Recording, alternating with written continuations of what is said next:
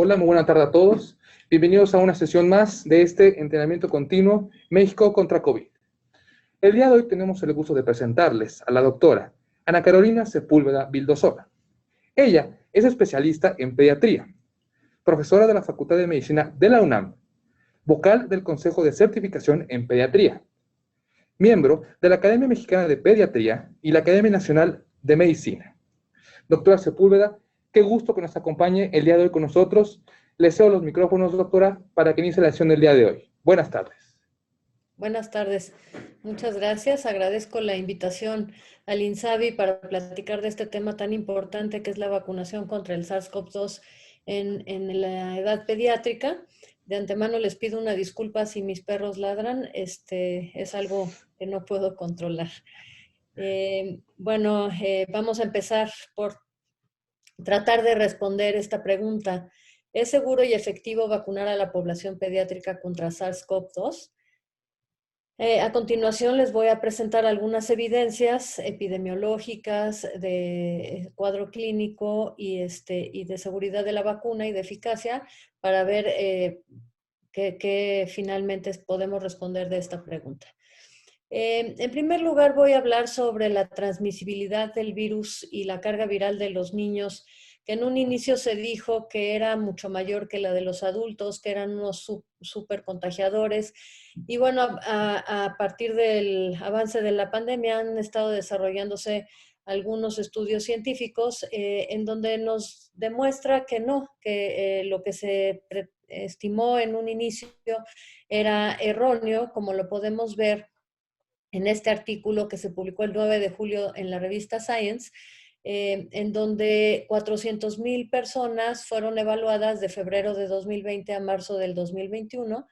Encontraron que de estos 400,000, 6% fueron positivos, es decir, 25,381 pacientes, y de ellos solo 8% tuvieron cargas virales muy altas, distribuidos en todos los grupos de las edades.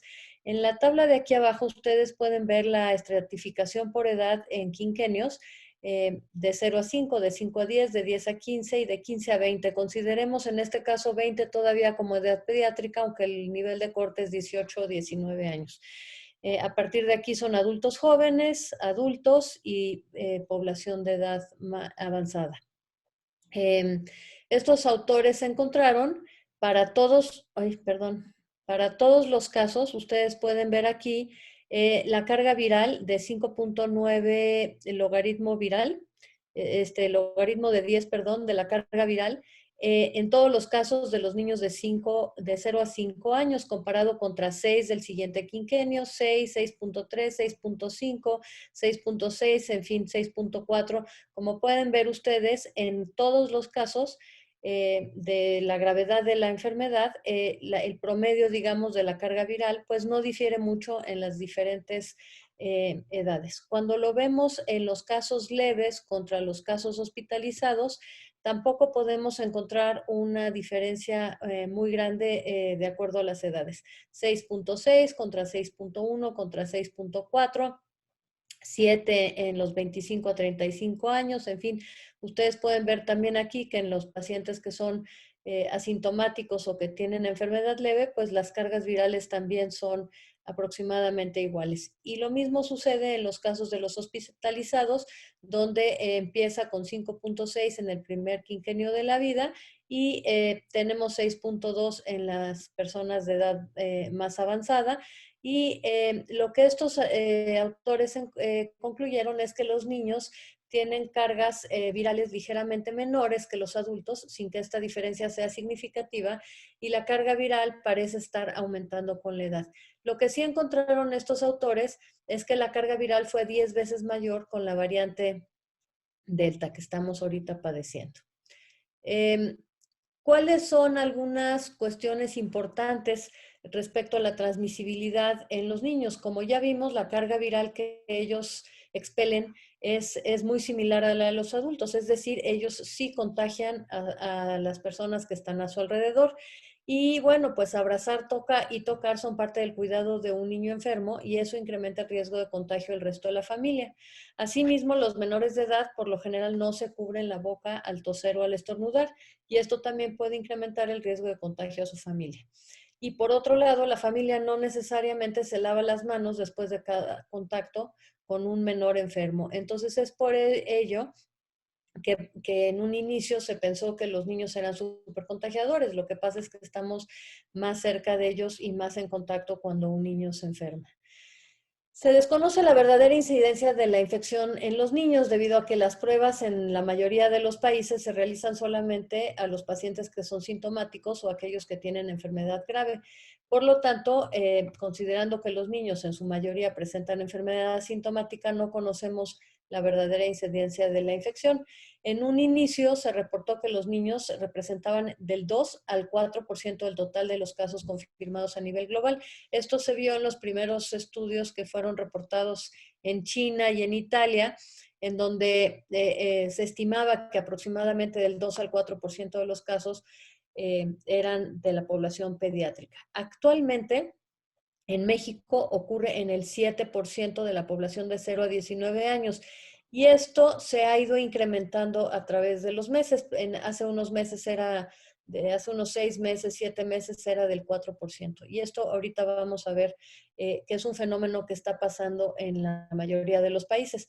En Estados Unidos actualmente la incidencia de casos es del 10.5% en la edad pediátrica. Y se estima o se postula que esto ha cambiado, que es mucho más frecuente en los niños debido a las nuevas variantes y a que ha habido una disminución de los casos en las poblaciones de mayor edad por la vacunación de estas poblaciones en los países. Y entonces ahora, como veremos más adelante, la mayor proporción de los enfermos está en los adolescentes de 16 y 17 años. Esta es una gráfica de los casos a nivel mundial, sin embargo, bueno, no es exhaustiva, no contiene la información de todos los países, solamente reúne la información de 104 países con 102 millones de casos de COVID, que representan la mitad más o menos de los casos que se han reportado a nivel global. Pero esta gráfica se las quiero exponer porque además de que es representativa del otro 50%, esta fue publicada por la UNICEF, nos dice que alrededor del mundo, 14 millones de los casos han ocurrido en niños y en adolescentes, que es el 14% de los 102 millones de casos en los 104 países. Entonces, si estuviéramos estimando que esto es representativo del otro 50% que no está representado aquí, diríamos que hasta 28 millones de niños han tenido la enfermedad de COVID-19. Y como podemos ver, esto también ocurre en la mayor parte de las gráficas de todos los países. La curva de mortalidad es mucho menor en los pacientes de edad pediátrica y va incrementando a partir de los 25 años la tasa de mortalidad. Aquí se estima que ha habido 3 millones de muertes, que sabemos que son muchas más, lamentablemente, en todo el mundo, pero ustedes van a ver a lo largo de las siguientes gráficas que les voy a presentar una curva similar en donde el grupo de la población pediátrica presenta tasas bajas de mortalidad. Esta es la curva de los Estados Unidos al 11 de septiembre. Y aquí lo que quiero que observen es cómo se han ido comportando las curvas. Esto aquí nos marca los grupos de edad y si podemos ver los amarillos son los grupos pediátricos. Entonces podemos ver que al principio de la epidemia los niños enfermaban poco, ¿sí? Aunque hubiera olas entre los adultos, los niños más o menos se comportaban estables. En esta tercera ola que tuvieron en los Estados Unidos, sí ya hubo un incremento de casos. Esto se dio en el mes de enero del 2021, que fue cuando empezó a circular la variante Delta, ¿no? Entonces, ¿qué pasa a partir de enero de este año? Si ustedes pueden ver, la curva actual ya se invirtió y la mayor parte de los casos está en los amarillos, y las personas de la tercera edad, que son estos de 75 años, que fueron los que representaron el mayor número de casos en la primera ola, actualmente son los que representan el menor número de casos en la cuarta ola. Y los adultos de, digamos, de 30 años son los que se han mantenido en la segunda y tercera ola de los Estados Unidos, y actualmente también representan un grupo que se está enfermando en los Estados Unidos. Pero quiero que les quede pues en la mente que el grupo de los niños es el que actualmente está teniendo el mayor número de casos en Estados Unidos, con una tasa de 172.8 casos por 100,000 en menores de 17 años. Y como pueden ustedes ver aquí, la tasa mayor, que les decía yo anteriormente, está entre los 16 y 17 años con un 77.8, que es casi el doble de la población de 75 años de edad. Entonces, esto es un fenómeno que no debemos de dejar de un lado, y es una de las razones por las cuales debe de considerarse la vacunación en los menores de edad. Ya vimos que la vacunación funcionó para los mayores de 75 años y para los adultos de 30 años y más, digamos. Ahora le toca a la población pediátrica para poder aplanar estas curvas, ¿no? La tasa de hospitalización en Estados Unidos también podemos ver cómo pues los mayores de 65 años, a pesar de que se están enfermando poco, pues son los que tienen las mayores tasas de hospitalización, y esto por todas las condiciones que conocemos, las comorbilidades, etcétera, y que son pues un grupo de mayor riesgo, ¿no? Y a pesar de que ha habido muchísimos más casos, pues las tasas de hospitalización en los niños sí vemos que hay un leve incremento en los de 0 a 4 años principalmente, pero también en los de 5 a 17. Esto por la escala en la que se está presentando la tabla, pues no se ve mucho el incremento, pero sí ha habido un incremento. Aquí vemos las muertes por 100,000 habitantes por grupos de edades también.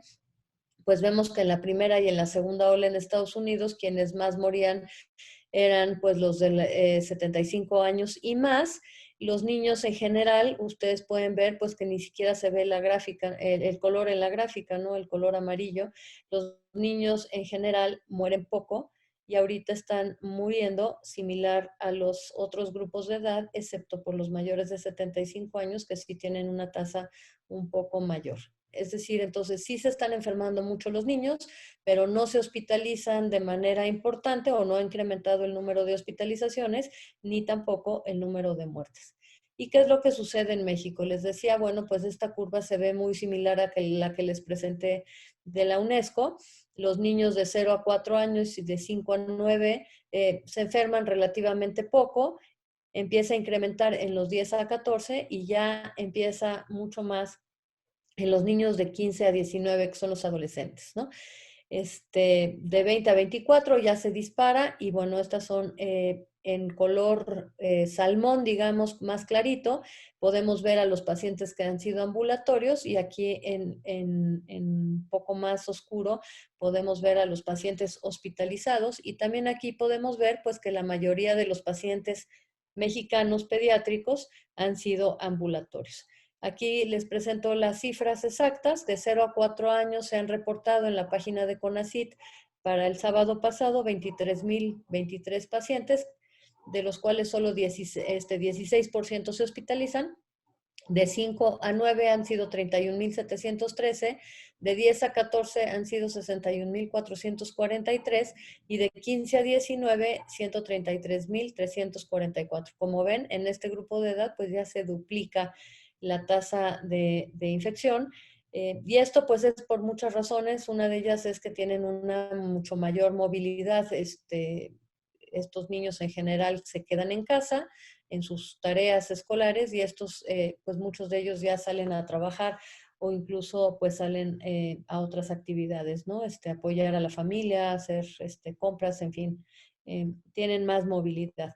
Sin embargo, las tasas de hospitalización vemos que son bajas en el grupo de los adolescentes de 10 años y más o menos moderadas en el grupo de 5 a 9, y la tasa de hospitalización más alta está en el grupo de los 0 a 4 años, principalmente a expensas de los menores de 1 año. Esta es otra gráfica en donde nosotros podemos ver los casos hospitalizados por edad e inicio de síntomas en menores de 17 años a julio del año pasado, de este año, perdón, en donde podemos ver que los menores de 6 años en azul clarito y los de 12 a 17 años son los que tienen mayor hospitalización que los niños de 6 a 11 años. Entonces aquí esta tabla, con lo que quiero demostrar en esta tabla es llamar su atención porque estos son los reportes del 15 de agosto al 5 de septiembre, en que se empezó a ver más movilidad en México, el inicio de clases y la compra de libros, de uniformes, etcétera. Y vemos que ha habido un aumento significativo en el número de casos en la edad pediátrica. En toda, digamos, la historia de la pandemia, se tenían 15,024 niños de 0 a 4 años y en las últimas 3 semanas incrementaron 3,473. Esto representa un 23% de incremento. En el grupo de 5 a 9 años pasamos de 23,800 a 29,300 con un incremento de 5,000, casi 500, con también 23%. Entonces estos dos grupos de edad pues llaman la atención, hay que estar pendientes. Igual los de 10 a 14 años incrementaron casi 10,000 casos en estas 3 semanas, con un 20% de incremento en ese grupo de edad. Los de 15 a 19 incrementaron en 18,000 casos, pero en porcentaje esto solo representa el 17%. De estos casos, 194,000, casi 195,000, pasaron a 233,000, 32,400, con un incremento de pues cerca de 40,000 casos ambulatorios, que representa el 19%. En realidad, bueno, sí es lamentable que los niños se estén enfermando, pero vemos que pues una buena proporción de ellos son ambulatorios, ¿no? ¿Y qué pasa con los hospitalizados? Los de 0 a 4 años aumentaron de 3,300 a 3,800, es decir, casi 500 casos de niños hospitalizados en 3 semanas, que representa el 13%. Para el grupo de 5 a 9 años, incrementaron 165 casos hospitalizados, que representa el 14% para ese grupo de edad. Los de 10 a 14 incrementaron 239 casos, que representa el 17%, pero fíjense, en el grupo de 15 a 19 años pasaron de 1,599 hospitalizados a 3,102. Esto representa 1,500 casos adicionales, que es el 93% de incremento. Entonces, sí, debemos empezar a estar preocupados por este incremento tan significativo, ¿no? Esto puede explicarse por la variante Delta que está circulando, que es mucho más contagiosa, y el regreso a clases, que aumentó la movilidad de las personas y el contacto físico, ¿no? A pesar de todas las medidas que se tienen en las escuelas, pues es difícil que los niños no se abracen, no jueguen tocándose, no se quiten el cubrebocas durante la jornada escolar. En fin, son muchos factores que pueden estar influyendo en este aumento de contagios tan importante. ¿Y qué pasa con la mortalidad? Pues si se fijan, esta es una gráfica muy similar también a la de UNESCO con respecto a la mortalidad, en donde vemos que la mortalidad pues generalmente ocurre muy poco en la edad pediátrica. Nosotros tenemos tasas bastante bajas, digamos, de mortalidad en todos los grupos de edad.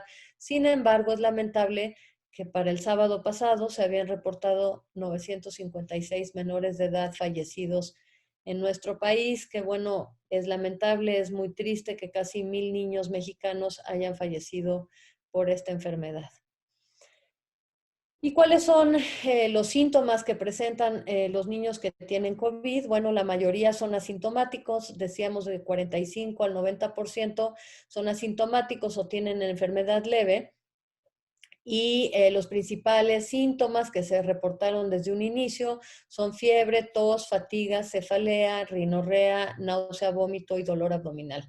Otros datos son mialgias, pérdida del gusto del olfato, disneo, dificultad para respirar, escalofríos, dolor de garganta, de pecho, diarrea y pérdida del apetito, que como ustedes pueden ver, pues son más o menos los síntomas que presentan los adultos.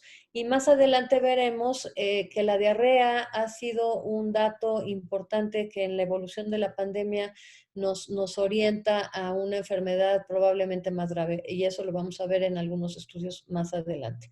En general, los niños solo requieren medidas generales, una adecuada alimentación e hidratación, reposo, vigilancia de los signos de alarma y control de la temperatura, y nada más. Aquí tenemos dos estudios, revisiones sistemáticas y metaanálisis, el de la derecha publicado en 2020 y el de la izquierda publicado recientemente en el 2021, en donde vemos que se confirma lo que se dijo desde un principio. El primero es un metaanálisis de 32 estudios que incluyó a 759 niños. Se encontró fiebre en el 46%, tos en el 37%, vómito en el 11%, diarrea en el 19%, y fíjense que pues ya empieza a ser un poco más frecuente que en los adultos, dolor faríngeo en 13%, se encontró desaturación en 38%, y este es otro dato que difiere un poco de los adultos. Los niños tienen dímeros D elevados en mayor proporción, con un 36%.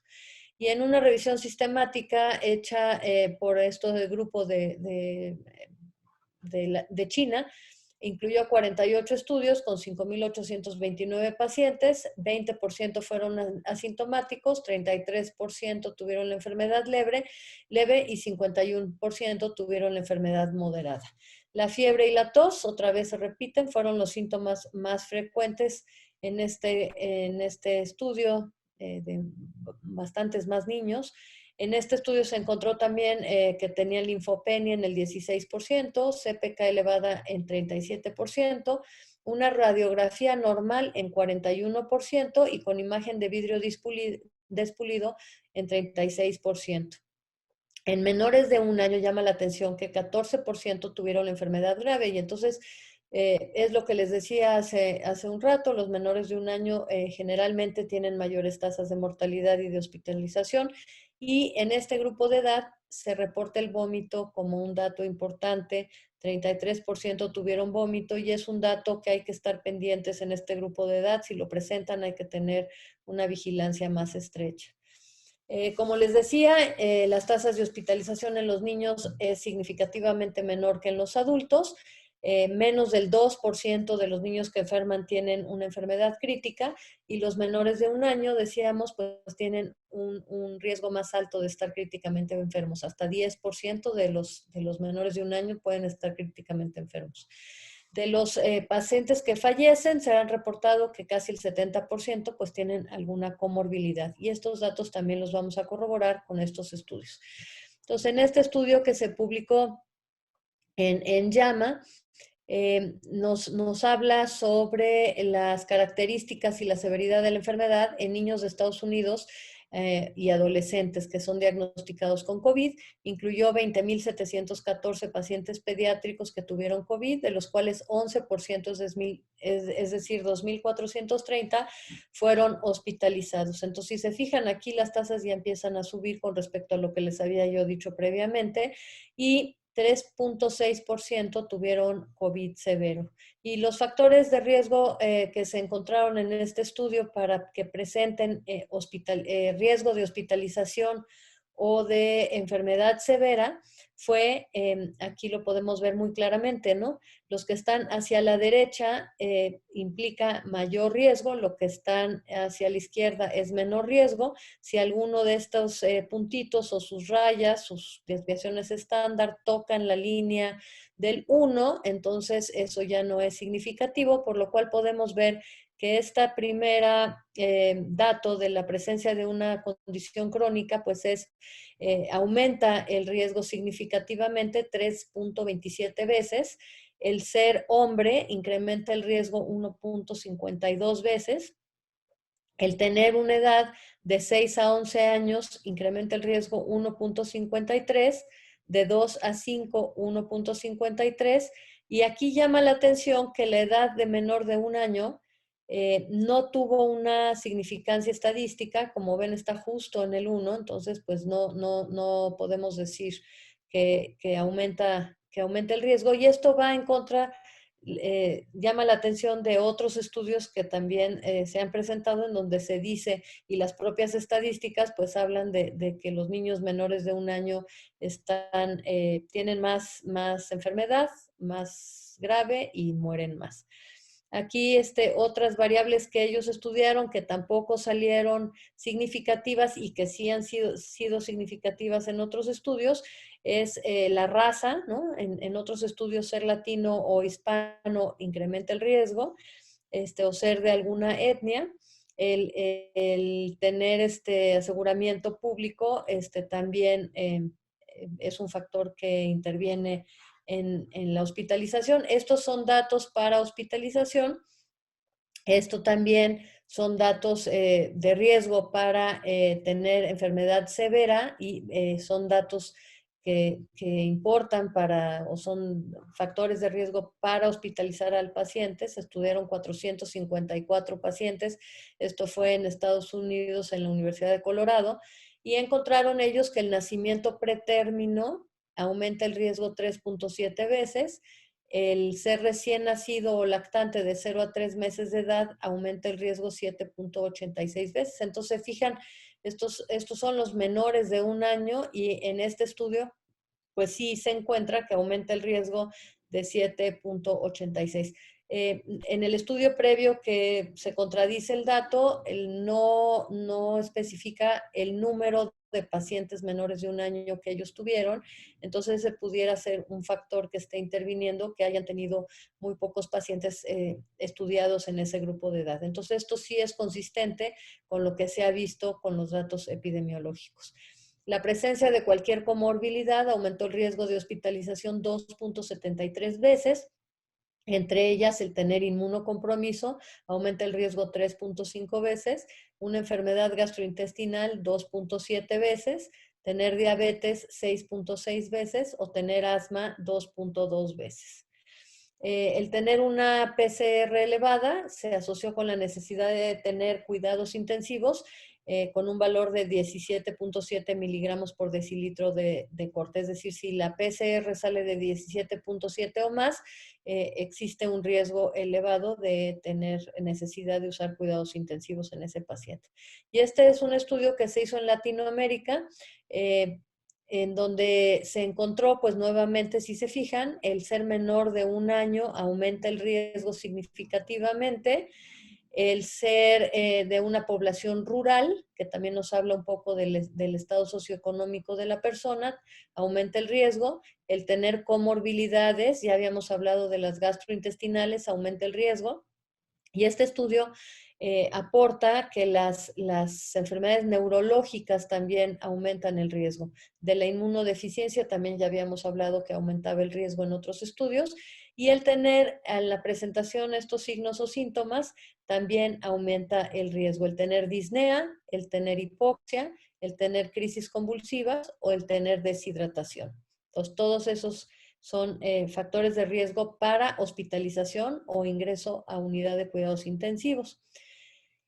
¿Y cómo se manifiesta la enfermedad grave en los niños? Bueno, como ustedes saben, se ha estado reportando en el grupo pediátrico un síndrome que se llama, o al que se le ha llamado, síndrome inflamatorio multisistémico pediátrico, que se refiere a una respuesta inflamatoria de constante progresión que, de no limitarse, culmina en el desarrollo del síndrome de falla orgánica múltiple. Este se puede presentar, perdón, un segundo. Este se puede presentar ya sea en la fase aguda de la enfermedad, en los primeros 2 a 4 días, hasta algunas semanas después de presentar la enfermedad, entre 2 y 4, y los síntomas que se han reportado son fiebre alta y prolongada por más de 4 días, vómitos incoercibles, tener diarrea profusa, tener dolor abdominal severo, linfadenopatía, erupción cutánea, coriza o conjuntivitis, enrojecimiento o hinchazón de los labios y la lengua, tener fatiga extrema o cefalea persistente o dolor y enrojecimiento y edema de manos y pies, el tener mialgias. Inclusive se puede presentar miocarditis, que se refiere a la inflamación de arterias coronarias y vasos sanguíneos con arritmia o aneurisma coronario. Este síndrome también puede causar daño renal o síndrome de fuga capilar con derrame pleural, pericárdico y ascitis.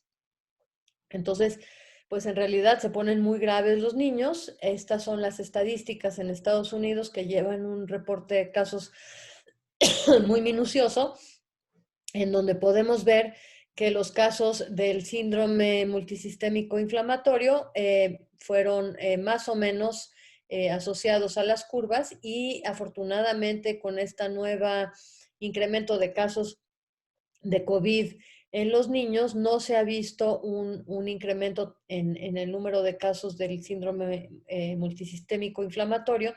Tal vez sea porque se está atendiendo a los niños de manera más oportuna y no se les permite evolucionar a este síndrome, ¿no? Podemos ver que el grupo de edad que mayormente presenta el síndrome multisistémico inflamatorio son los niños de 6 a 11 años, seguido de los de 1 a 6 años. Ellos han reportado 4.661 casos, con solo 41 muertes asociadas a este síndrome multisistémico. Ellos reportan que la edad mediana en que se presentó fue de los 9 años, sin embargo, que mayormente se presenta entre los 5 y los 13 años de edad. 61% de los pacientes son hispanos o latinos. Bueno, nuevamente lo vemos como otro factor de riesgo ahora para síndrome multisistémico, ser de raza negra. El 99% tuvieron un resultado positivo a SARS-CoV-2, y en el 1% de los pacientes habían tenido contacto con un paciente con COVID-19. Y 60% de los pacientes reportados con el síndrome multisistémico fueron varones. Y aquí podemos ver en un estudio latinoamericano de 5 países latinoamericanos, y es muy interesante. Se reportan 409 niños que tuvieron COVID, de los cuales la mitad requirieron hospitalización. Si se fijan, contrasta contra las cifras que les presenté previamente, que son mucho menores que requieren hospitalización. Y también, pues, este dato es muy importante: 95, es decir, el 23% de estos niños con COVID tuvieron síndrome inflamatorio multisistémico. De ellos, 92 requirieron apoyo con oxígeno, 8 con CPAP, 29 ventilación mecánica, 52 requirieron cuidados intensivos y 35 requirieron apoyo inotrópico.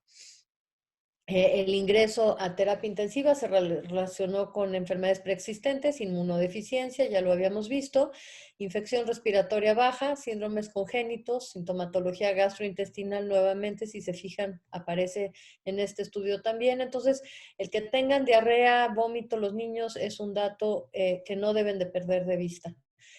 Cambios radiológicos sugestivos de neumonía o síndrome de distrés respiratorio o estrato socioeconómico bajo, que también ya lo habíamos encontrado en estudios previos.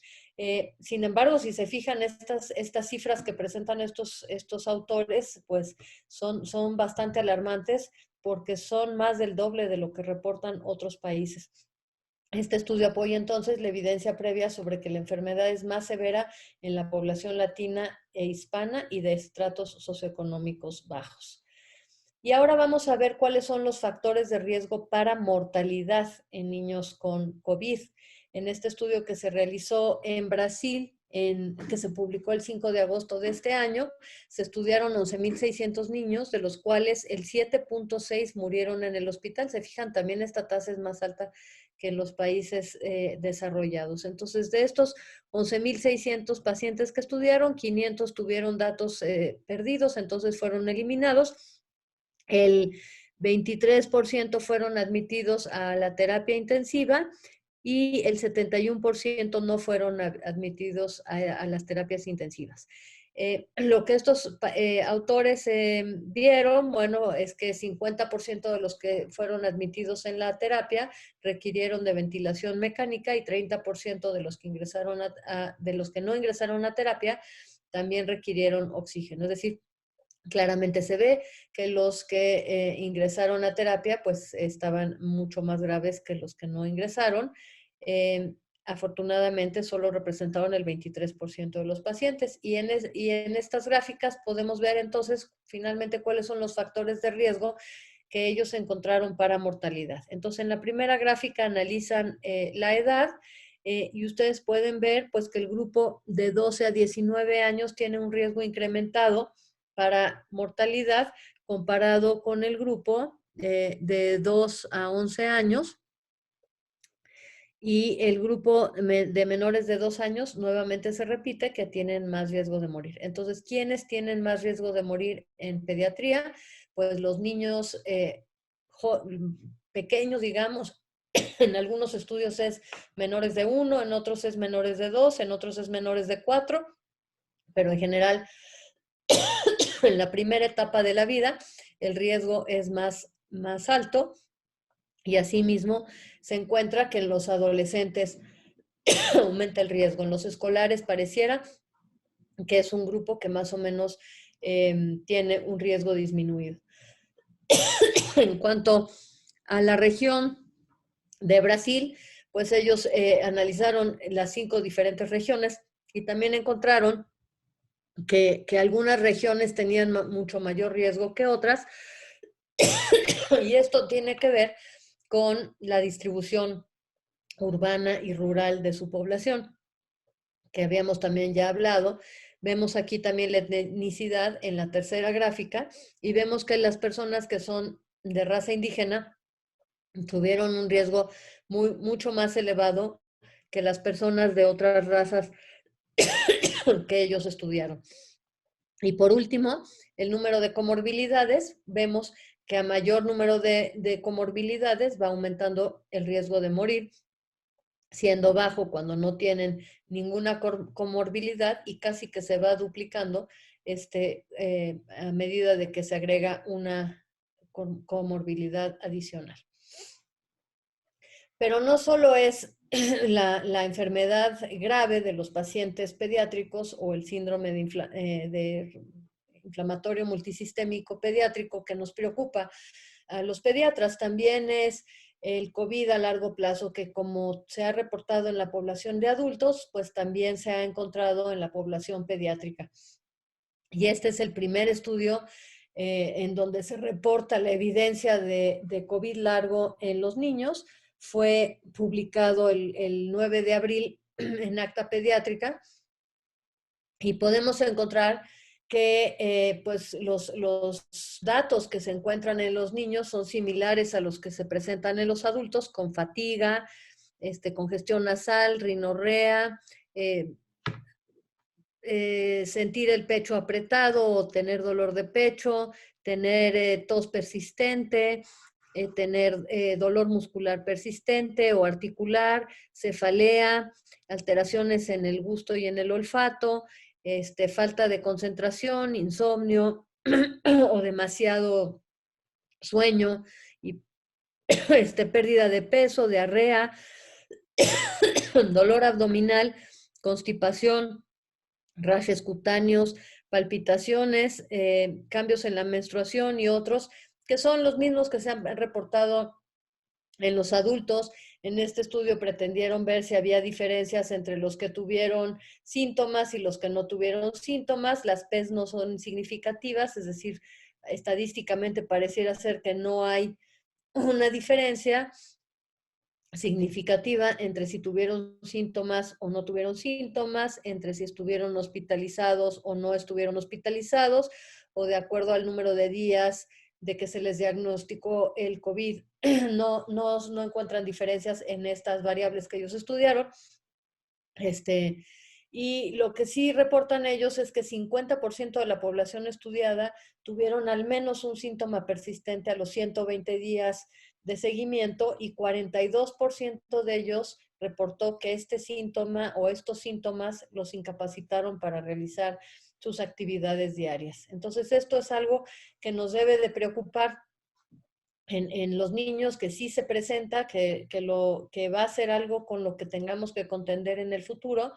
Y entonces las conclusiones de esta primera parte de la plática serían que los niños se enferman de COVID-19, que los niños transmiten la enfermedad, que la presentación clínica es generalmente benigna, pero existe el riesgo de complicación y muerte, y que cerca de la mitad de los enfermos por COVID-19 presentan síntomas a largo plazo, muchas veces incapacitantes, y la frecuencia de la enfermedad va en incremento, principalmente entre adolescentes. En la segunda parte de la plática les voy a hablar sobre las vacunas y las vacunas en pediatría, las evidencias que hay. Bueno, estas son las tecnologías, digamos, con las que se desarrollan vacunas. Tenemos 5 tipos de vacunas, que son las de DNA y RNA mensajero, las vivas atenuadas, las inactivadas, las que tienen una subunidad y las de vector viral. Entonces, tenemos aquí las marcas, digamos, o los grupos o las universidades que los están desarrollando. Del vector viral, pues las que conocemos son la de AstraZeneca y la Universidad de Oxford, la CanSino y la de Johnson & Johnson o Janssen también, ¿no? Otras que también son muy conocidas son las de DNA y RNA mensajero, como la de Moderna y la de Pfizer, que es de las que les voy a hablar más el día de hoy, porque son las que se han estado investigando más en la población pediátrica. Entonces, las vacunas de DNA o RNA lo que hacen es que introducen DNA o RNA para darle instrucción al sistema inmune de que se hagan anticuerpos contra estas proteínas que se producen, ¿no? Son fáciles y rápidas de diseñar. Nunca se habían hecho antes de esta pandemia y entonces no tenemos ejemplos de otras vacunas similares con esta tecnología. Las que conocemos muy bien son las de virus vivos atenuados, como sarampión, rubiola, paperas, o las inactivadas como la de poliomielitis, las de subunidad como sería hepatitis B, pertusis y la de papilomavirus. Que estas pues, son muy conocidas entre los pediatras, pero de estas no vamos a hablar en este momento. Vamos a centrarnos más en estas que son de DNA y mRNA. ¿Cuál es el proceso para que una vacuna o una potencial vacuna sea aprobada para uso de emergencia? Esta es la secuencia que lleva un producto para poder ser autorizado. En este caso, la información es de la FDA, pero la COFEPRIS hace un proceso similar para dar la autorización y todas las agencias reguladoras en el mundo tienen procesos similares. Entonces, el desarrollador de la vacuna, la compañía que la está desarrollando, la desarrolla en su laboratorio y el resultado de esa investigación en animales y la información de la tecnología de la fabricación se le presenta a la agencia reguladora antes de hacer pruebas clínicas en humanos, ¿no? Esto se conoce como la fase 1 de un estudio. De ahí pasa a los ensayos clínicos para evaluar la seguridad y eficacia. Y entonces aquí ya tenemos las fases 2 y la fase 2 principalmente, ¿no? De estos ensayos clínicos en pocos pacientes se pasa la información a una junta de monitoreo de seguridad que evalúa los resultados de esta fase, de la 2. La 2 es con un grupo pequeño y si eso funciona en el grupo pequeño, pasan a un grupo mayor de pacientes, que eso se llama la fase 3. Y entonces esta junta que monitorea la seguridad retroalimenta al fabricante para ver si hay que hacer algunas modificaciones a la vacuna. La compañía entonces que produce la vacuna revisa esta evaluación de la FDA o de la agencia reguladora y decide si va a solicitar el permiso de emergencia, si es costo efectivo realizar esos cambios que la Junta de Monitoreo le plantea. Después, el Centro de Evaluación e Investigación Biológica de la FDA evalúa la solicitud de acuerdo a la evidencia técnica y científica de las modificaciones que se hicieron. Hay un comité asesor de vacunas y productos biológicos relacionados con la FDA que emite su recomendación, retroalimenta al centro evaluador y entonces ya conjuntamente informan a la FDA, quien decide autorizar o no el uso de la vacuna de emergencia y notifica a la empresa. ¿Qué quiere decir que es aprobación de uso de emergencia? Bueno, pues que se sabe que todavía no hay estudios en población abierta para poder, pero para poder autorizarlo, como en otros medicamentos, pero está la emergencia que vale la pena dar una aprobación de uso de emergencia y siempre hay una monitorización muy cercana de la evolución de estas vacunas. Actualmente tenemos 114 vacunas en desarrollo clínico y 185 que están en las fases preclínicas, ¿no? Entonces, estos están en fase 1 y las 114 ya están en fase 2 o fase 3. Entonces tenemos que la tecnología que utilizan esas vacunas, en 39 candidatas utilizan una subunidad proteica, en 17 se utiliza un vector viral, en 11 se utiliza DNA, en 16 un virus inactivado, en 19 se está usando RNA. Aquí estamos dos con vector viral replicante y así ustedes pueden ver, bueno, ya estas son muy pocas vacunas. La mayor parte de ellas se están desarrollando en las tecnologías que yo les comenté. Y también aquí en esta tabla ustedes pueden ver las dosis, ahí se me fue la palabra, el esquema y la ruta de administración de estas candidatas que están en la fase clínica, esta 114, pues ustedes pueden ver que tenemos 16 vacunas que se aplican en una sola dosis, tenemos 74 vacunas que se van a aplicar en 2 dosis y tenemos una vacuna que se aplicaría en 3 dosis. Y en cuanto a la ruta de administración, si ustedes pueden ver, tenemos otras rutas que se están experimentando, como la subcutánea, la intradermal, la intramuscular y la intranasal. Y bueno, pues todas ellas han tenido buenos resultados y por eso han ido avanzando en el proceso de la fabricación de la vacuna. Al día de hoy, solo la vacuna de Pfizer Biotech ha tenido ya la aprobación completa a nivel global por parte de la FDA. El 23 de agosto se aprobó la vacuna, ya no es un uso de emergencia, esta es la única vacuna que ya está aprobada a nivel mundial. Y al 17 de agosto tenemos reportado por la Universidad de McGill que 22 vacunas han sido aprobadas de emergencia bajo distintas especificaciones, por lo menos en algún país y por alguna agencia regulatoria. Entonces, tenemos 22 vacunas aprobadas en todo el mundo, de estas que son de aprobación de emergencia, y solo una vacuna que ha sido aprobada por completo. ¿Cuáles son las vacunas que han sido aprobadas por COFEPRIS en México? Bueno, pues tenemos la Janssen, que se produce por Janssen Pharmaceutical Companies de Johnson & Johnson, que tiene 85% de efectividad para enfermedad moderada o grave y es aplicación de una sola dosis. Covaxin, que se fabrica en la India por Bharat Biotech International Limited, que tiene 77% de eficacia para enfermedad leve y 100% para casos graves. La Pfizer Biotech, que está hecha por Pfizer y Biotech, que es una empresa suiza y inglesa, que tiene 95% de efectividad y son 2 dosis. AstraZeneca y Oxford, Pfizer es americana. la Universidad de Oxford y una empresa farmacéutica británico-sueca que se llama AstraZeneca tiene 62 a 90% de efectividad para enfermedad, dependiendo de las poblaciones que lo reporten, y 100% para casos graves, también se aplica en 2 dosis. La Sputnik 5 es rusa, es desarrollada por el Instituto Gamaleya, que tiene 91.6 de efectividad para enfermedad y 100% para casos graves, también son 2 dosis. La vacuna CanSino, que fue realizada en China por el Instituto de Biotecnología de Beijing y la Academia de Ciencias Médicas Militares, tiene 65.7 de efectividad para enfermedad y 90.9 para casos graves, y es una sola dosis.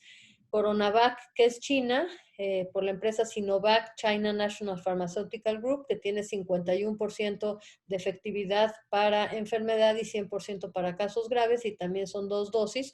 La vacuna de Moderna, que es hecha en Estados Unidos, en Norwood, Massachusetts, que tiene 94.1 de efectividad para enfermedad y 100% para casos graves, y se aplica en 2 dosis. Y la de Sinopharm, que se realiza por Beijing Bioinstitute of Biological Products, que tiene 79% de efectividad para enfermedad y casos graves. Para que una vacuna sea aprobada a nivel mundial para uso de emergencia, tiene que tener más del 50% de efectividad. Entonces, pues ustedes pueden ver que todas tienen más del 50% de efectividad para enfermedad, y la mayoría de ellas tienen casi 100% de efectividad para casos graves, ¿no? Entonces, son buenas vacunas las que tenemos.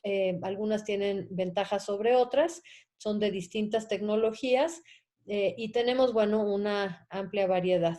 Algunas de ellas han sido autorizadas como la Janssen, pero no se han aplicado en nuestro país. Y en este estudio que se publicó el 23 de agosto en Frontiers in Pediatrics, nos reporta los estudios que se están llevando a cabo para evaluar las vacunas en población pediátrica. Y aquí podemos ver, bueno, que en este estudio Pfizer y Moderna están haciendo estudios en niños mayores de 12 años. Más adelante vamos a ver los resultados preliminares de estos estudios de Pfizer. Están en fase 1, 2 y están reclutando pacientes bueno, cuando se publicó este estudio, y ya hay reportes publicados de esta vacuna. Moderna también, entonces, está haciendo estudios en mayores de 12 años. Las otras vacunas incluyen pacientes mayores de 18, pero también tenemos esta publicación de la vacuna de Coronavac, que es una fase 1-2, es decir, todavía son pocos pacientes, pero los resultados son muy buenos. Si ustedes pueden ver, aquí esto se refiere a la seguridad, es decir, las reacciones adversas que tuvieron los pacientes con diferentes dosis del biológico. Esta tiene 1.5 microgramos y 3. Este es el placebo, y en total tienen 550 niños estudiados, y como ustedes pueden ver, pues no hay diferencias significativas entre las 2 dosis de la vacuna. Presentan cualquier reacción adversa 23% de los pacientes con la dosis baja y 27% con la dosis más alta. De grado 1, 18 contra 24, grado 2, 7 contra 9, y grado 3, que son efectos adversos graves, en ninguno de los 2 grupos se presentaron. Y en la tabla de abajo, ustedes lo que pueden ver es que se incluyen niños de 3 a 5, de 6 a 11, de 12 a 17, para la fase 1 y para la fase 2. Entonces, en la fase 1 decíamos que son pocos pacientes, tienen 27 pacientes en la dosis baja y 26 pacientes en la dosis más alta. Tienen 16 pacientes en el grupo placebo, y para la fase 2 entonces se encuentra 180 pacientes para cada uno de los grupos de la vacuna y 94 para el grupo placebo. Y aquí lo que podemos encontrar es que tuvieron 100% de protección. Si se fijan, en la fase 1, en las dos dosis, contra 0 de protección en el grupo placebo, con todos los datos estadísticamente significativos, ¿no? Entonces, promete ser una buena vacuna. Todavía son pocos los pacientes que han sido estudiados, pero digamos, es una vacuna prometedora que tendrá que pasar a la fase 3. Y esta es la vacuna de Pfizer que les comentaba. Ya se publicaron los resultados de un primer estudio el 27 de mayo del 2021. En este estudio incluyeron 2.260 adolescentes de 12 a 15 años, de los cuales 1.131 recibieron la vacuna y 1.129 recibieron placebo. La media geométrica de anticuerpos neutralizantes contra el SARS-CoV-2 después de la segunda dosis en estos participantes de 12 a 15 años fue de 1.76 en comparación con el grupo de 16 a 25 años, por lo que mostraron una respuesta inmune mayor que los adultos. Y esto lo podemos ver en esta primera tabla, en donde el grupo de 12 a 15 años, 190 participantes, tienen una media geométrica de 1.76. Los de 16 a 25 años tienen, la media geométrica es de 1.239 contra 705, es decir, tienen 1.7 más que los de 16 a 25, lo cual nos está demostrando que su respuesta inmune es adecuada con esta vacuna. Y aquí lo que podemos ver es la eficacia, el porcentaje de eficacia que tuvieron los pacientes que tuvieron la vacuna contra los que tuvieron placebo. Entonces, estos son los pacientes que tuvieron COVID después de la segunda dosis. En el grupo de la vacuna vemos que ninguno presentó el evento, y en el grupo de placebo, 16 de 978 y 18 de 1110 presentaron el evento. Entonces, con esto se puede determinar, esto es el tiempo de seguimiento que tuvieron los pacientes, pero aquí podemos ver pues que la protección es al 100% y sí hay una diferencia con el grupo placebo. Y 6 meses después, este mismo grupo de pacientes se reporta la evolución, digamos, de la protección que tiene la vacuna, y lo que los autores concluyen es que la eficacia se mantiene a 6 meses de seguimiento. Es decir, con el rojo podemos ver los pacientes que tuvieron la vacuna y que enfermaron de COVID, digamos, la proporción es mucho más baja y se mantiene estable con respecto a los que recibieron placebo, que presentaron mayor tasa de infección. Y con respecto a la producción de anticuerpos, no se ha estudiado mucho en los niños. Hay pocos estudios que reportan el seguimiento de los anticuerpos a largo plazo. En adultos tampoco se conoce muy bien cuál es el peso, digamos, del declive de los anticuerpos que vemos en esta primera gráfica, ¿no? Este es un reporte que se acaba de publicar en julio del 2021, en donde hacen un análisis de seguimiento a 8 meses de los niveles de anticuerpo contra proteína spike o contra neutralizing o las diferentes spike, ¿no? Y la evolución de las células T, los linfocitos, es la inmunidad celular y la inmunidad humoral. Y vemos, bueno, cómo en ambos casos pues va bajando a lo largo del tiempo. Este es un seguimiento a 8 meses. Todavía no se conoce cuál es el significado de esto, si la protección va a ser a largo plazo. Con otros coronavirus se estima que es más o menos de 1 año la protección. En fin, en el caso de esta enfermedad todavía no se sabe muy bien cuál es el impacto de la disminución de estos anticuerpos en los adultos.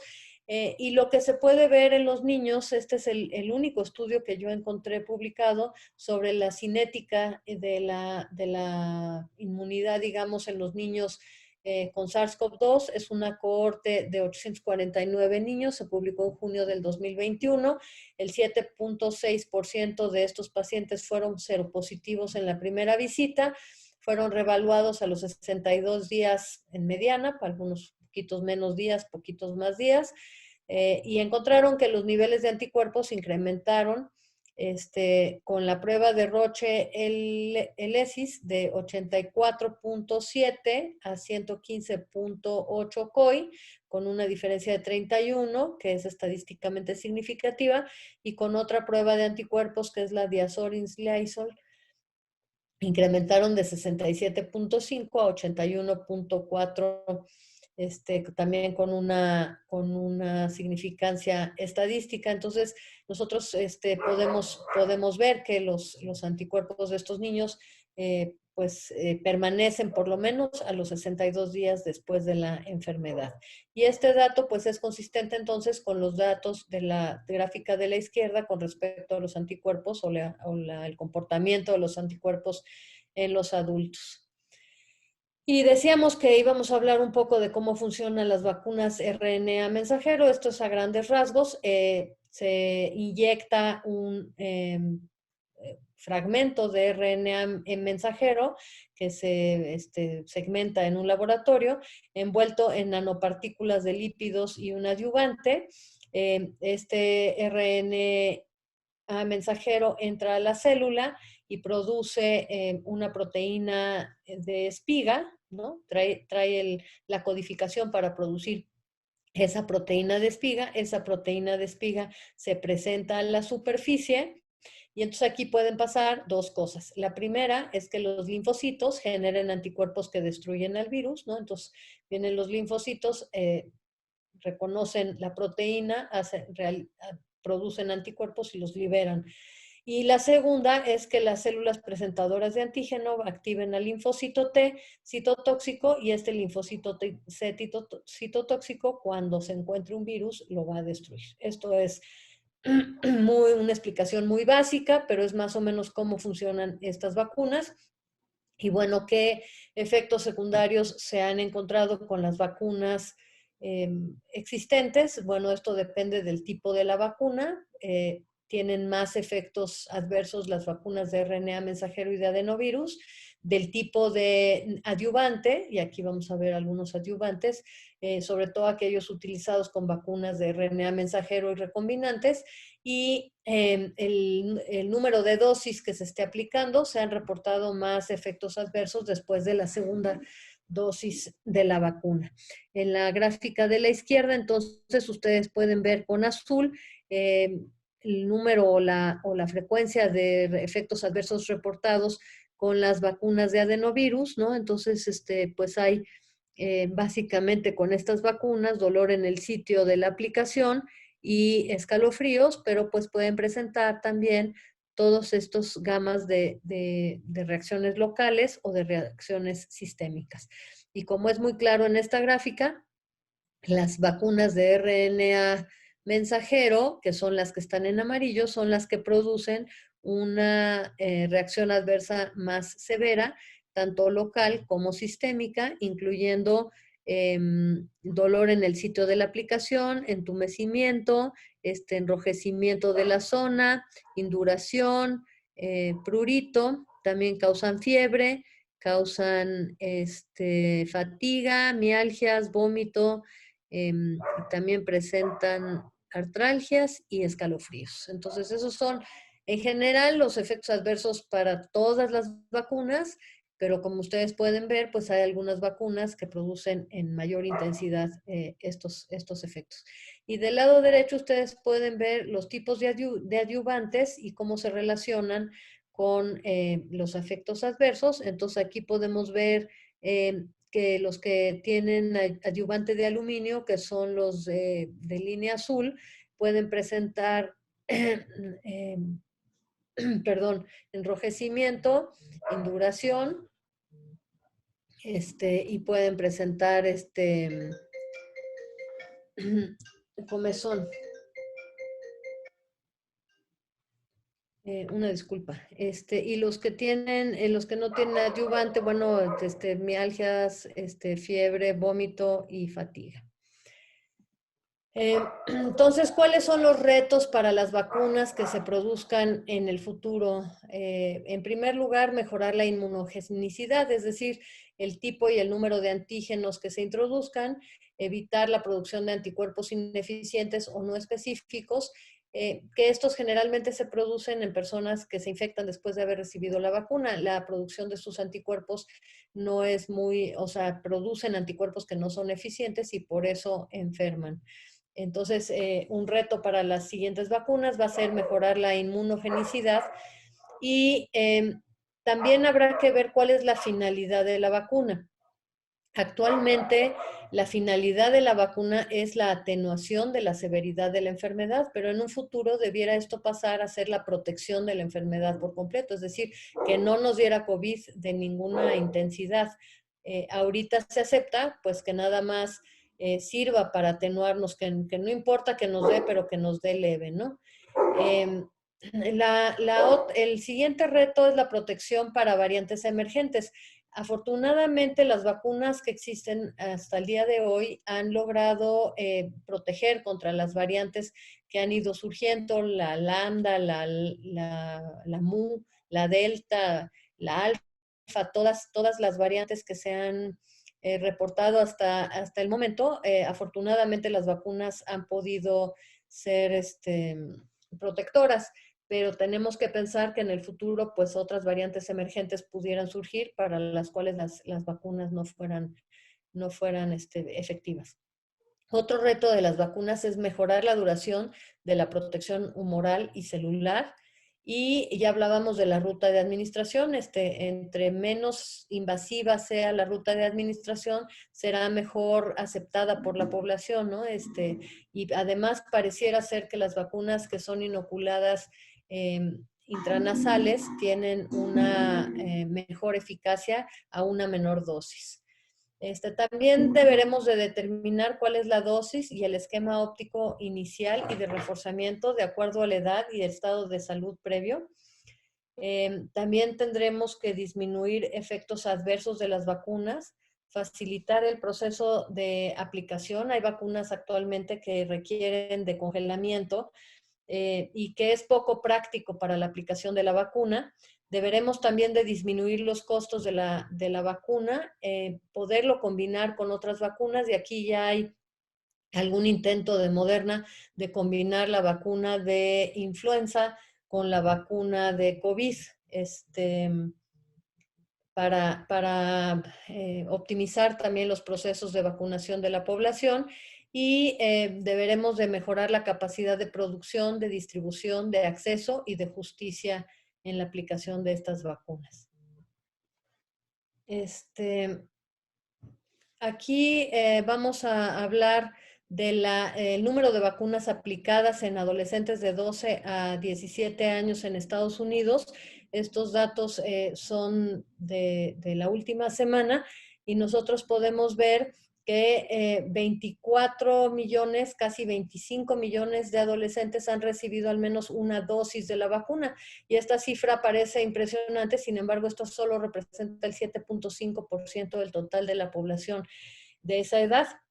Y poco menos de 10 millones han recibido el esquema completo, que también representa el 7.5% de la población del país. Entonces, podemos ver que en la línea,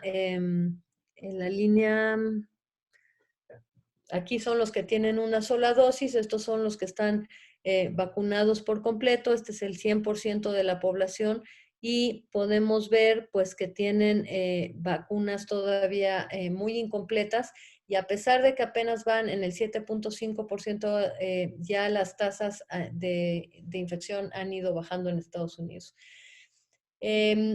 Aquí los efectos adversos que presentaron 9 millones de adolescentes vacunados.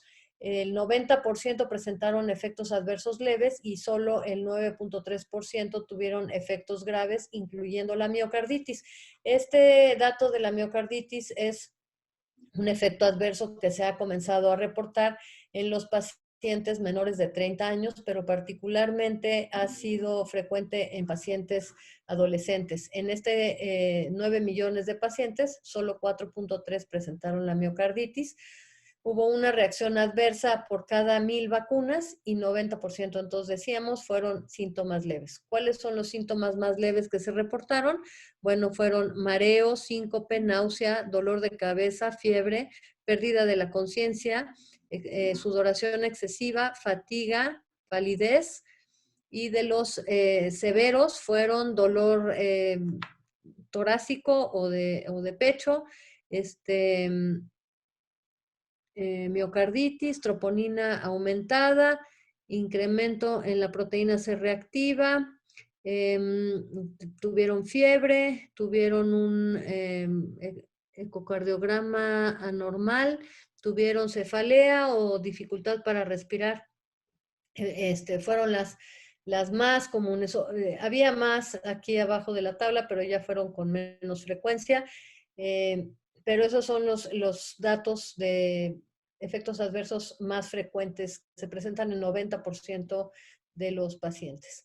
Y con respecto a la miocarditis asociada a la vacuna, en este estudio reportado en Pediatrics recientemente, también en 2021, se incluyeron 16 hospitales en Estados Unidos, 63 pacientes tuvieron miocarditis postvacunal, de ellos 4 tuvieron disritmia significativa, 14% tuvieron disfunción ventricular izquierda leve por ecocardiografía, 88% tuvieron miocarditis por resonancia magnética cardíaca.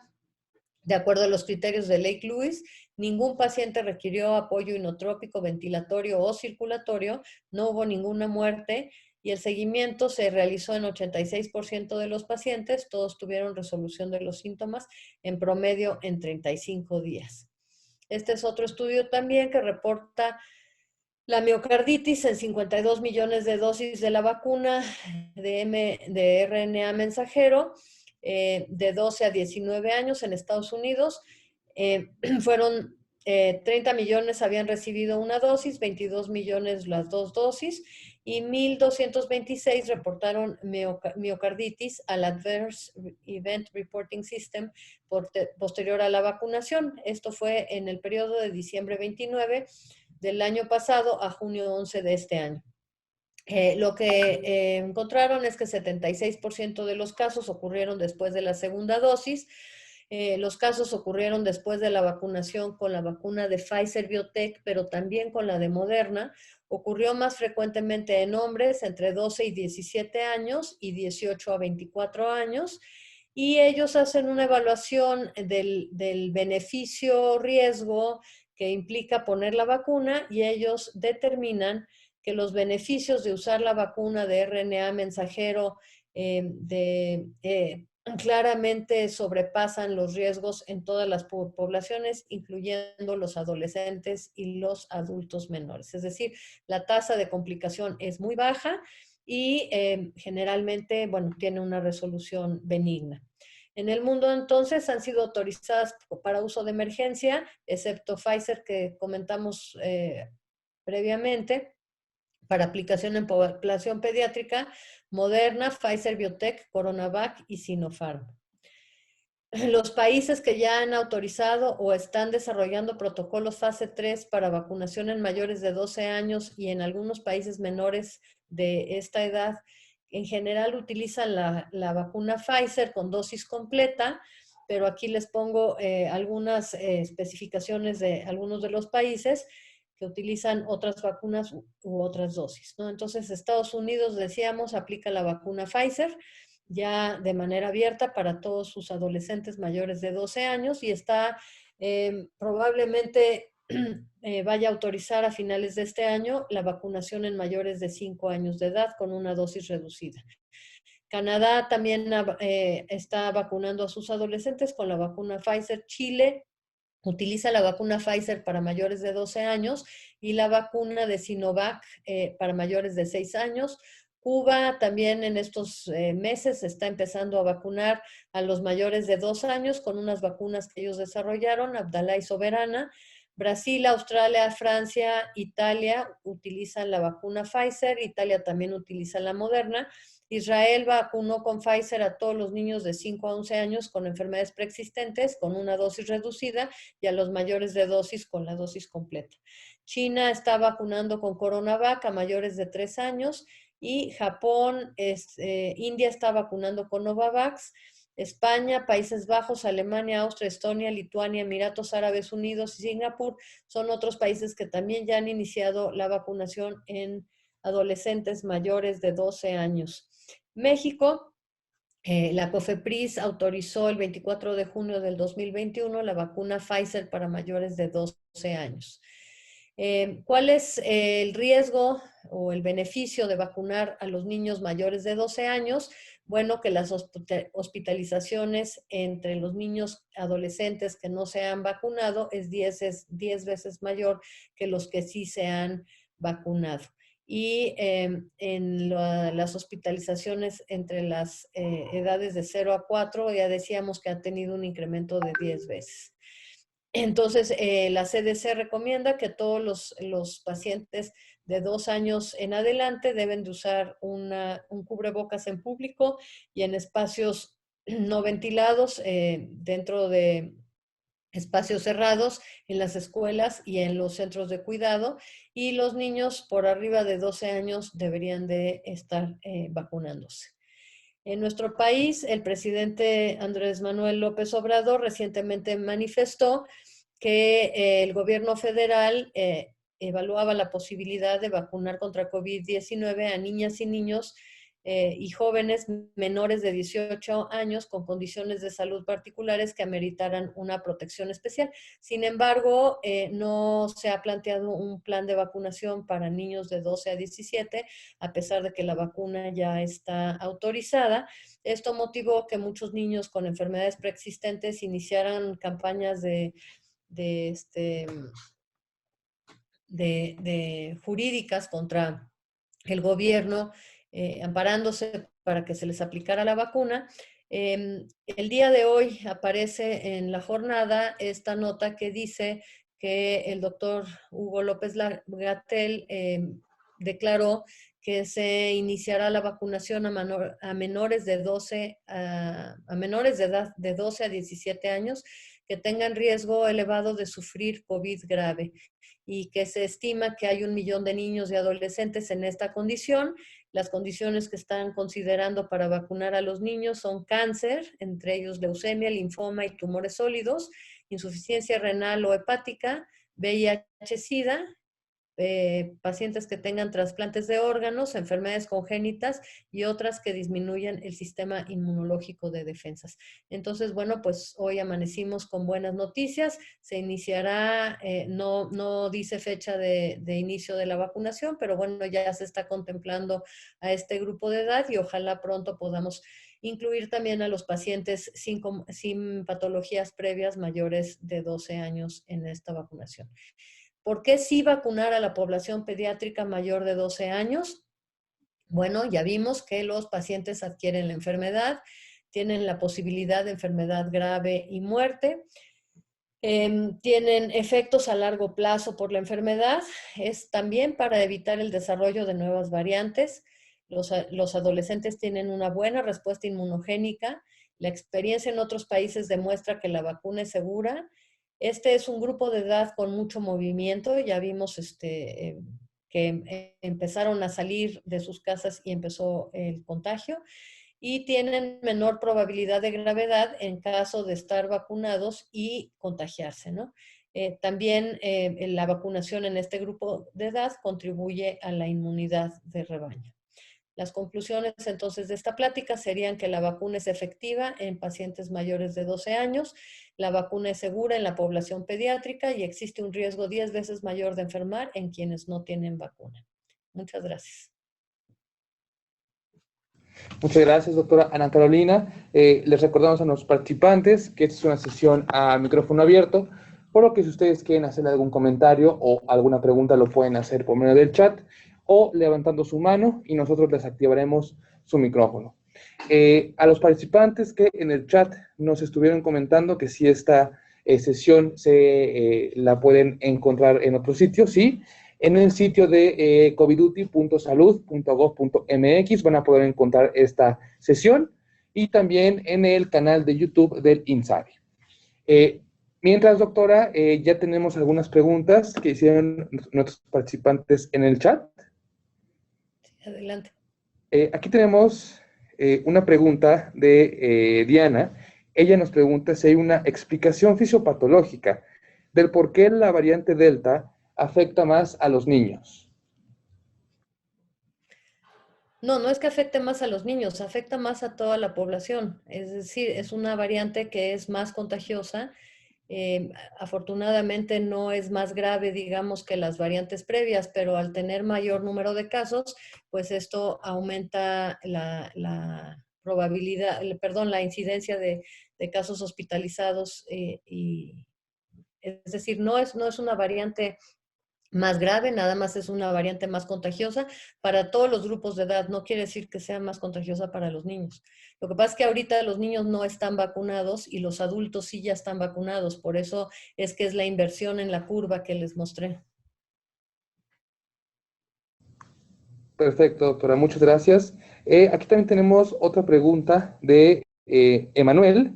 Él nos dice aquí en el chat: ¿qué opina de los recientes estudios que desaconsejan el uso de cubrebocas en niños menores de 7 años?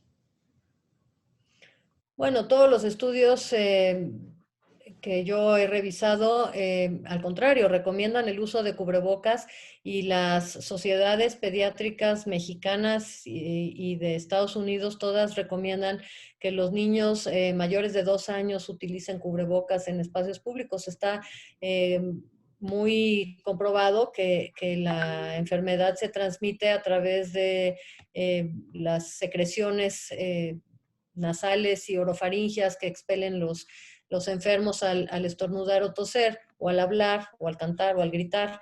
Y esto es lo que contagia, y el uso de cubrebocas es una barrera que impide el contacto de estas secreciones. No sabría de qué estudios está hablando Emanuel, que refieran el no recomendar el uso de cubrebocas. Al contrario, se recomienda el uso de cubrebocas en todos los pacientes mayores de 2 años de edad. Perfecto, doctora, muchas gracias. Aquí también tenemos otra pregunta del usuario Alma. Para que México promueva la vacunación pediátrica, ¿será suficiente con la evidencia internacional o considera que deban realizarse estudios en nuestra población, doctora? Bueno, los estudios fase 3, los estudios de estas vacunas que les mencionaba, los fase 3, han incluido pacientes mexicanos de diferentes vacunas. Es decir, para que estas vacunas puedan ser autorizadas ya a nivel mundial, pues tienen que tener una representatividad de todos los países. Y sí se han realizado estos estudios en niños mexicanos. Lo que pasa es que estos estudios fase 2 y 3 tienen muy pocos pacientes. Sin duda, México tiene que desarrollar protocolos de investigación respecto a las vacunas que se apliquen en los niños. Sería fabuloso que Alma se integrara a algún grupo que esté estudiando las vacunas o que vaya a hacer la aplicación de estas vacunas, pues para medir anticuerpos, para medir la respuesta celular, o para ver las reacciones adversas, para ver la incidencia de miocarditis en los niños mexicanos. En fin, sería maravilloso que Almar desarrollara un protocolo de investigación.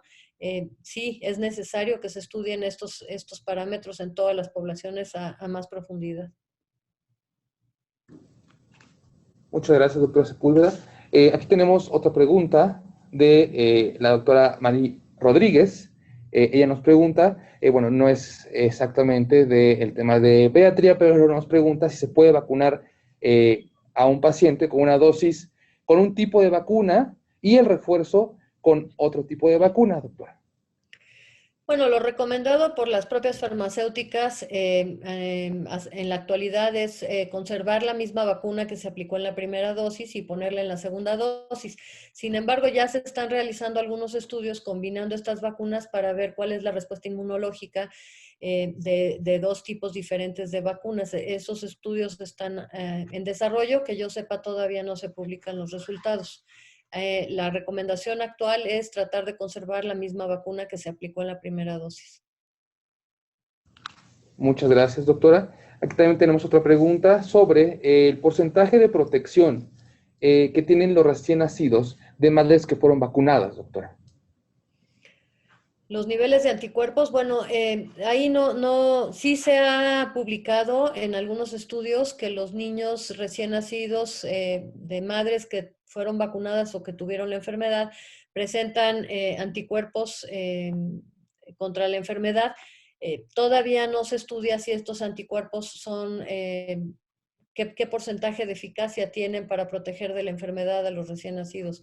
Ese dato en específico pues no lo conozco y no sé que se haya publicado nada al respecto, pero sí se ha determinado que sí pasan los anticuerpos al recién nacido. Muchas gracias, doctora. Aquí también tenemos otra pregunta sobre la suplementación de vitamina D en niños, doctora. Aquí nos preguntan si esto ayudaría a prevenir el desarrollo de una enfermedad grave, doctora. Bueno, hay muchos estudios con muchas sustancias que se han estado ensayando para ver qué previene o qué puede curar a la enfermedad. En este caso, pues los estudios con con vitamina D, algunos tienen efectos benéficos, en otros no se encuentra ningún efecto benéfico. En la población pediátrica no he yo leído ninguna publicación que hable sobre la protección de la vitamina D en los recién nacidos, pero la mejor protección es la vacuna cuando esté disponible en la población menor de 12 años. Inclusive ya hay algunos estudios que están en ensayos clínicos 1 y 2 evaluando la vacuna en niños de 6 meses o más. Perfecto, doctora, muchas gracias. También hemos tenido preguntas, doctora, sobre, cuando se llegue a abrir la vacunación para menores de 18 años, en caso de pacientes con alergias o con asma, por ejemplo, ¿hay alguna contraindicación para la vacunación, doctora?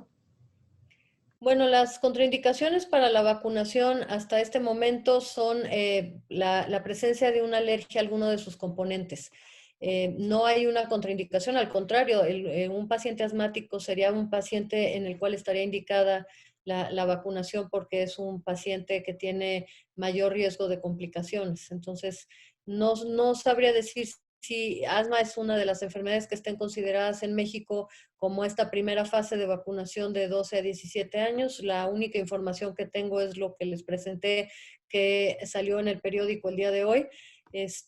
Pero habría que estar al pendiente porque los niños asmáticos deberían de ser un grupo de alto riesgo. Perfecto, doctora, muchas gracias. Parece que ya no hay más preguntas aquí en el chat, doctora. No sé si para cerrar esta sesión, doctora, quisiera agregar algo que considere importante, que no le hayamos preguntado, para que nuestros participantes se queden con este mensaje esta tarde, doctora. Bueno, pues nuevamente agradecerle al INSABI la invitación a participar en esta serie de programas que tienen sobre capacitación a educación continua, digamos, para el personal de salud. Me parece una oportunidad fabulosa para poder comentar y platicar sobre estos temas que a todos nos interesan.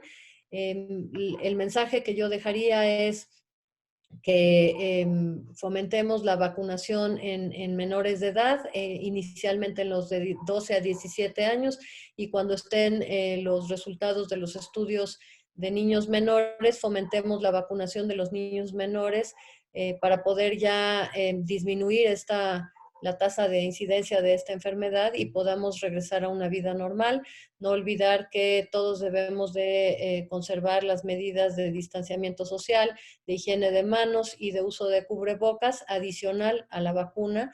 La vacuna no sustituye estas otras medidas y seguirnos cuidando porque aunque la enfermedad sea leve, tenemos el riesgo de tener COVID a largo plazo, ¿no? Entonces, hay que seguirse cuidando y cuidar a los demás. Perfecto, doctora Carolina, muchas gracias. Bueno, si me lo permite, doctora, aquí tenemos una mano alzada de Beatriz Porras. Adelante, Beatriz, buenas tardes. Ya tiene activo su micrófono.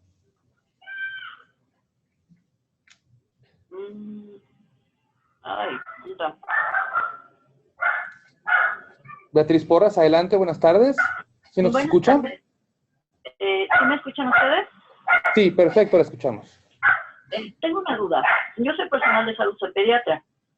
¿Qué tan posible va a ser para nosotros un refuerzo de la vacuna de la Pfizer? Nos vacunaron con las 2 vacunas, las 2 dosis al inicio del año pasado. Ahorita nuestra incidencia de niños contagiados es altísima. ¿Y qué tan probable o qué tanta posibilidad hay de que nos pongan un refuerzo de la vacuna o poderse vacunar con alguna otra, por ejemplo, Sputnik, que es la que están aplicando ahorita en alguna población de nuestra edad? Esa es mi pregunta. Bueno, en realidad en ningún país se ha considerado, o bueno, se ha aplicado una dosis de refuerzo. Por el momento se sabe que 2 dosis de la vacuna Pfizer son adecuadas para proteger contra la enfermedad. Los niveles de anticuerpos, como les decía, permanecen a los 8 meses, igual la inmunidad celular permanece por más de 8 meses, que es lo que se ha publicado, se ha estudiado. Algunos países han planteado la posibilidad de aplicar una tercera dosis, como Estados Unidos, en algunas poblaciones. Sin embargo, esto no obedece a ningún estudio científico publicado que nos demuestre que hay un mayor riesgo después de tantos meses, de los 8 meses. Seguramente en el futuro se va a necesitar dosis de refuerzo como se ha necesitado de la vacuna de influenza, porque las variantes van cambiando y hay que ir modificando la vacuna, la proteína, etcétera. Hay que ir modernizando la vacuna o modificándola de acuerdo al perfil epidemiológico que se presente para cada año. Por el momento no hay ninguna indicación de una tercera dosis de la vacuna. Además está, por otro lado, la cuestión ética de aplicar una tercera dosis de vacuna a quien ya está vacunado y no ofrecer esa vacuna a países que tienen una muy baja tasa de vacunación, como por ejemplo en África. Aquí hay discusiones éticas importantes sobre la equidad y la justicia en la aplicación de las vacunas a nivel mundial. Entonces, por el momento no hay ninguna indicación de aplicar una dosis de refuerzo en personas que están completamente vacunadas. Perfecto, doctora, muchas gracias. Muchas gracias también a Beatriz Porras. Y bueno, doctora, no podemos dejar pasar todos los comentarios de felicitación que hay en el chat, donde la felicitan y le agradecen, doctora, por compartir pues todos sus conocimientos, doctora. Muchas gracias nuevamente por la invitación y que tengan buena tarde.